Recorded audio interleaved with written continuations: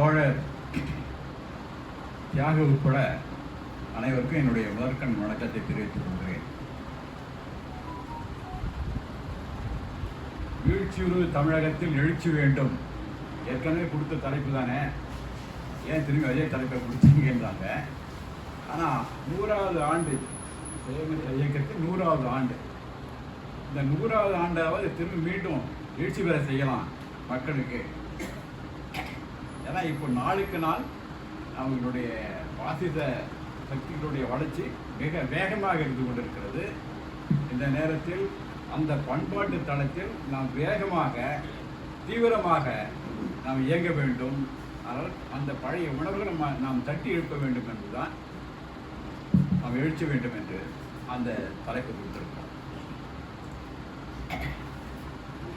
தோழர்களே, 1925 என்பது ஒரு இந்திய வரலாற்றில், நவீன கால வரலாற்றில் மிக முக்கியமான ஆண்டு.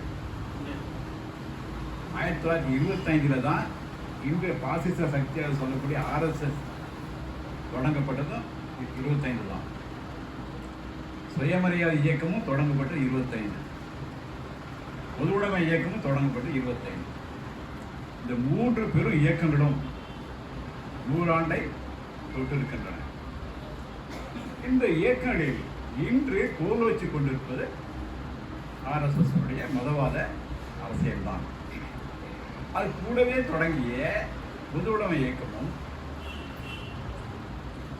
சுயமரியாதை இயக்கமும் ஏன் வளர்ச்சி அடையாமல் இருக்கின்றன என்பதை நாம் சிந்திச்சு பார்க்கணும். எங்கே நம்ம உரை வச்சிருக்கிறோம், எந்த பகுதியை நாம் கவனம் செலுத்தாமல் இருக்கிறோம். தியாக அவர்கள் அவருடைய உரையில் சொல்வார எதிர்பார்க்கிறோம். பொதுவுடைமை இயக்கம், பொதுவுடைமை இயக்கமே இப்போ எங்குமே சொல்லி கட்டுற மாதிரி எங்குமே இல்லை. ஒரே ஒரு மாநிலத்தில், அதுவும் ஒரு அரை ஆட்சி தான் நடந்து கொண்டிருக்கிறது. இது எங்குமே இந்தியா முழுக்குமே பொதுவுடைமை சக்திகளுடைய இயக்கங்களுடைய இருப்பு என்பது கண்ணுக்கு தெரியாமல் இருக்கிறது. சுயமரியாதை இயக்கம் தமிழ்நாடு தான் அதனுடைய களம். தமிழ்நாட்டில் கூட இதனுடைய வீச்சு, இதனுடைய தாக்கம் இருக்கிறதா என்பதை நாம் கவனித்து பார்க்க வேண்டும். ஆனால் நம்முடைய எதிரியுடைய RSSனுடைய வேர்கள் ரொம்ப பரவலாக ஊடுருவாத இடமே இல்லை. காற்று நுழையாத இடத்துலலாம் நுழைஞ்சிருக்கலாம். இதை நாம் கவனத்தில் கொள்ளவில்லை என்று நான் நினைக்கிறேன். இது ஒரு பக்கம். தோழர் பார்த்தா ரொம்ப பெரிய புத்தகத்தை கொண்டு வந்திருக்காரு. அவர் ரொம்ப ஆழமாக பேசுகிறார். அதனால நான் 2-3 வார்த்தைகள் முடித்துக் கொள்ளலான்னு இருக்கேன். சுயமரியாதை இயக்கம் என்பது இப்போ வரவேற்புரையை சுட்டி காட்டியபடி பிறப்புக்கும் எல்லா உயிருக்கும் சிறப்புவா செய்திகள் வேற்றுமையான். இதுதான் இங்கே சுயமரியாதை இயக்கத்தினுடைய அடிநாதம். பிறப்பில் எல்லாம் சமம். அதை வலியுறுத்ததான் சுயமரியாதை இயக்கம்.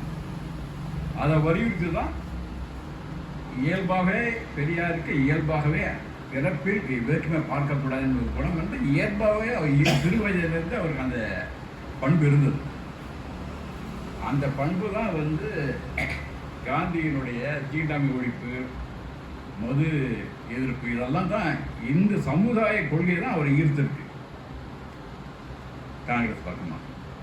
அங்கே போய் கூட அந்த பேரியக்கத்தில் சமூகத்தில் இருக்க அனைத்து பகுதி மக்களுக்கும் சம வாய்ப்பளிக்கப்பட வேண்டும். கட்சியும் சரி ஆட்சியும் சரி வாய்ப்பளிக்க வேண்டும். தொடர்ந்து 1919 25 வரைக்கும் தொடர்ந்து எல்லா மாநாடுகளிலும் வலியுறுத்தினார்.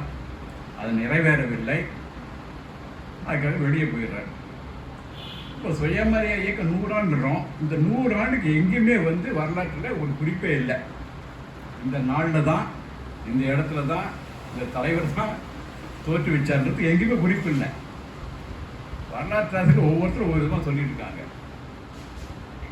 அதாவது மே 2ஆம் தேதி 1925 குடியரசு வந்த நாள். அந்த குடியரசு பத்திரிகையில் தான் அதுதான் வச்சு அது ஒரு தொடக்கமாக வச்சுக்கலாம் சொல்கிறாங்க. சில பேர் 1927 காந்தியோட போராடி இனிமேல் காந்தியை நம்பி கூட பிரயோஜனம் இல்லைன்னு சொல்லிட்டு வெளியே வந்துடுறார். அந்த நாளை கூட வச்சுக்கலாம் சில பேர் சொல்கிறாங்க. 1929 செங்கல்பட்டு மாநாடு அவரோட முழு உள்ளடக்கத்தோடு வெளிப்படுத்தியிருக்கிறாரு. அப்போ அந்த நாள் எடுத்துக்கலாம். ஆனால் 25 அதாவது மே மாதம் தொடங்கி 1925 தொடங்கி அதுதான் எடுத்துக்கிறோம் சொல்லி பெருவாரியான மக்கள் விரும்பியதால் தான் இந்த 1925 நூற்றாண்டாக நம்ம கருதுகிறோம்.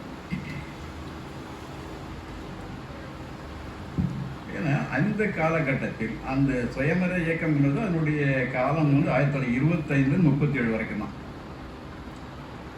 அதுக்கப்புறம் நீதி கட்சிக்கு தலைமை தாங்க ஆரம்பிச்சிடுறாரு. அதுக்கப்புறம் 44 நீதி கட்சியுடைய போக்கிலேயே 44 திராவிடர் கழகமாகவே மாறுகிறது. அப்போ இவருடைய இயக்கம் என்பது 25லேருந்து 37 அதனை உச்சம். அப்போ தனித்தமிழ்நாடு கோரிக்கை வைக்கிறார். அப்போது இந்த காலகட்டத்தில் அவர் முதலாக 1928 எல்லாத்தையும் காரணமே வந்து சாதி தான். அந்த சாதி ஒழிப்புக்கு தான் முதல் ஒரு மரணடி கொடுக்கணும். அந்த சாதி தான் பார்ப்பனர்களை வச்சு மனிதன் பிறந்ததுலேருந்து சாகிற வரைக்கும் பார்ப்பனனுடைய தலையீடு இருக்கிறது. ஆக அவனை அந்த சமூகத்திலிருந்து அவனை அப்புறப்படுத்த வேண்டும். நீதி கட்சி வந்து அரசியலிருந்து பார்ப்பனர்களை அப்புறப்படுத்துவதற்கான வேலை செய்து கொண்டிருந்தது. இவருடைய இது வந்து சமூகத்திலிருந்து பார்ப்பனுடைய தலைமையை அப்புறப்படுத்த வேண்டும். அங்கே தான் சுயமரியாதை திருமணத்தை முதலில் அறிமுகப்படுத்துகிறார். அங்கே தான் பார்ப்பனனை தவிர்த்த சாதி மறுத்த இந்த மாதிரி எல்லா திருமணங்கள்லேயே அதை பார்ப்பனன் முதல்ல அப்புறப்படுத்த வேண்டும். முதல் திருமணம் 1928 ஒரு சுயமரியாதை திருமணம். அந்த திருமணத்தில் இன்னும் ஒரு சிறப்பு என்னவென்றால் 2 பெண்ணு ஒருத்தர் கட்டிக்கிறார்.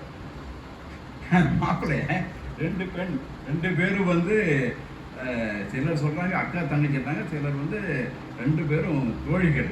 2 பேருமே அந்த நபரை விரும்பினால 2 பேரும் விருப்பப்பட்டு அவரை திருமணம் செய்து கொண்டார்கள். அதுதான் முதல் திருமணம்.